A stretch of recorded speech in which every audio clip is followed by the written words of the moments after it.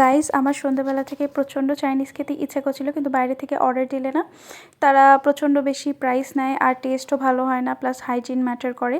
তো আমি এখানে পেঁয়াজ, তারপরে ক্যাপসিকাম, আদা, রসুন, কাঁচা লঙ্কা সব কিছুকে কেটে নিয়েছি। তারপরে আমি চিকেনটাকে ম্যারিনেট করে নিচ্ছি নুন আর আদা রসুন পেস্ট, অল্প একটু ফুড কালার আর 1 চামচ মতন কর্নফ্লাওয়ার দিয়ে। এখন আমি চিকেনটাকে অল্প একটু তেলে ভেজে নিয়েছি। এখন আদা রসুন কাঁচা লঙ্কা দিয়ে বেশ কিছুক্ষণ নাড়াচাড়া করে তার মধ্যে দিয়ে দেবো পেঁয়াজ আর ক্যাপসিকামটা। হাই ফ্লেম রাখবে কিন্তু, নাহলে কিন্তু সবজিটা নেতিয়ে যাবে আর একদম ভালো লাগবে না। তার মধ্যে নুন আর গোটা গোলমরিচের গুঁড়ো দিয়ে দিয়েছি। তারপর এখানে আমি সসগুলো দিয়ে দিচ্ছি। এখানে সয়া সস দিয়েছি, টমেটো সস দিয়েছি, চিলি সস দিয়েছি। এখন সব কিছুকে উল্টে পাল্টে ভালো করে মিক্স করে নেবো। এখন 1 কাপ জলের মধ্যে আমি 1 চামচ মতন কর্নফ্লাওয়ার গুলে তার মধ্যে দিয়ে দিচ্ছি। এখানে আমি 1-2 ড্রপ মতন ফুড কালার দিচ্ছি, এটাতে কিন্তু কালার আর দেখতে কিন্তু খুবই সুন্দর লাগে। তো তারপরে এটাকে উল্টে পাল্টে নাড়িয়ে নেব। তারপর আমি আগে থেকে ভেজে রাখা চিকেনটা দিয়ে দেবো। এতক্ষণে তোমরা নিশ্চয়ই বুঝতে পেরে গেছো আমি ড্রাই চিলি চিকেন বানাচ্ছি। এটা ভীষণ টেস্টি হয়, রুটি, ভাত, পরোটার সাথে ভীষণ টেস্ট লাগে।